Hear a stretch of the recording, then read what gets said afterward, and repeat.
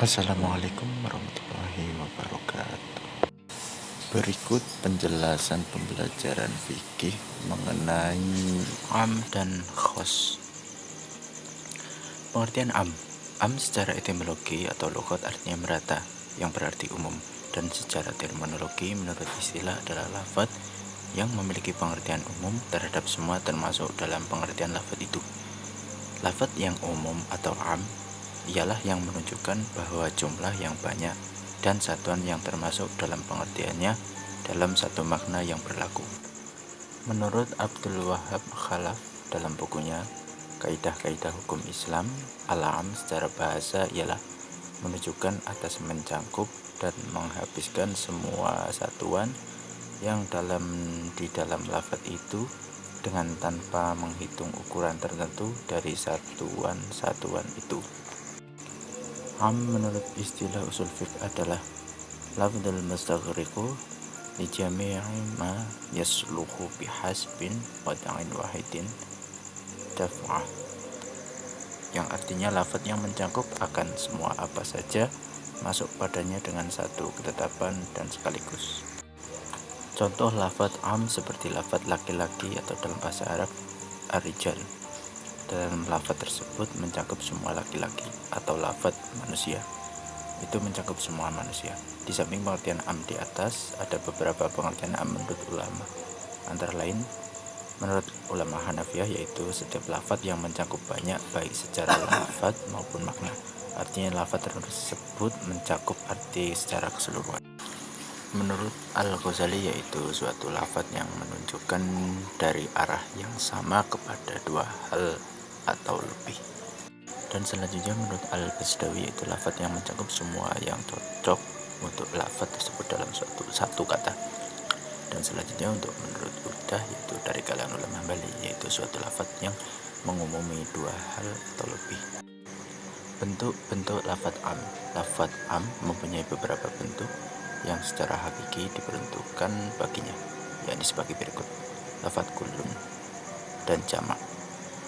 Contohnya kullun nafsin dha'iqatul maut, yang artinya tiap-tiap yang berjiwa akan mati. Yang selanjutnya itu walladzi khalaqalakum ma fil ardi jami'an, yang memiliki arti dialah Allah yang menjadikan untukmu segala yang ada di bumi secara keseluruhan atau jami'ah. Selanjutnya kata benda tunggal atau lafadz mufrad yang dimakrifatkan dengan alif lam yang dipergunakan untuk memakrifatkan jenis. Contohnya wa ahallallahu al-bai'a wa harrama riba, yang artinya padahal Allah telah menghalalkan jual beli dan mengharamkan riba. Lafadz al-bai' atau jual beli dan riba adalah kata benda yang dimakrifatkan dengan alif lam. Selanjutnya yaitu pengertian khos. Khos secara bahasa adalah lafadz yang menunjukkan arti yang tertentu, tidak meliputi arti umum. Dengan kata lain, khos itu kebalikannya dari am. Sedangkan khos menurut istilah adalah lafadz yang menunjukkan sesuatu yang dibatasi dengan pribadi atau bilangan. Sedangkan menurut ulama usul fiqh adalah lafadz yang diwadakan untuk menunjukkan kepada orang yang tertentu. Bentuk lafadz khossah. Suatu lafadz nasakh yang dikategorikan kepada al-khoss bila lafadz tersebut diungkapkan dalam bentuk atau karakteristik sebagai berikut. Pertama, lafadz tersebut menyebutkan tentang nama seseorang, jenis, golongan, atau nama sesuatu. Kedua, menyebutkan jenis, golongan, atau nama sesuatu atau nama seseorang. Ketiga, suatu lafadz yang diberi batasan dengan sifat atau idhofat. Dari karakteristik di atas tersebut dapat dipahami bahwa lafadz khoss menunjukkan makna tertentu dan spesifik yang cangkupannya terbatas pada suatu objek atau sasaran yang menggambarkan jumlah, jenis, macam dari sesuatu. Jika di dalam nasakh ditemukan lafadz-lafadz karakteristik di atas, maka digolongkan pada khoss. Menurut jumhur ulama, telah sepakat bahwa dalalah khoss menunjuk kepada dalalah qat'iyah.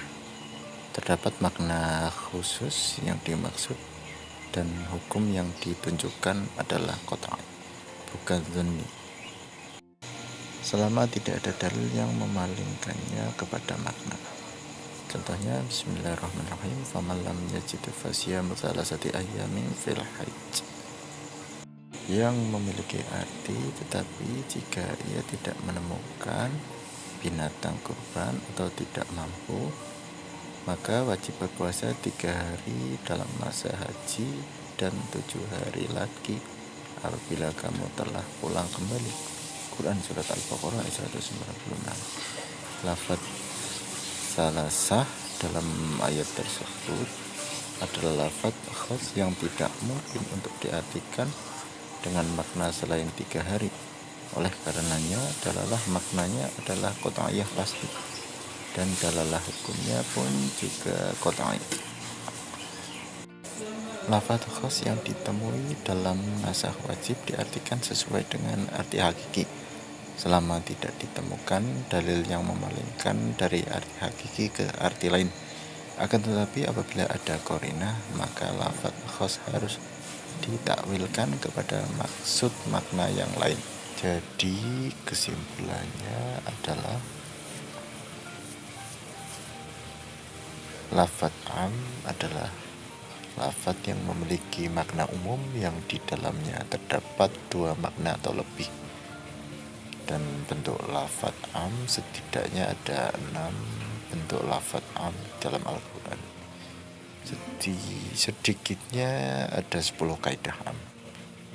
Khos menurut istilah adalah lafaz yang menunjukkan sesuatu yang dibatasi dengan pribadi atau bilangan. Lafaz khos yang menunjukkan makna tertentu dan spesifik yang cangkupannya terbatas pada satu objek atau suatu satuan yang menggambarkan jumlah, jenis, macam dari sesuatu. Baik, kurang lebihnya mohon maaf apabila banyak kesalahan. Wabillahi taufiq wal hidayah. Wassalamualaikum warahmatullahi wabarakatuh.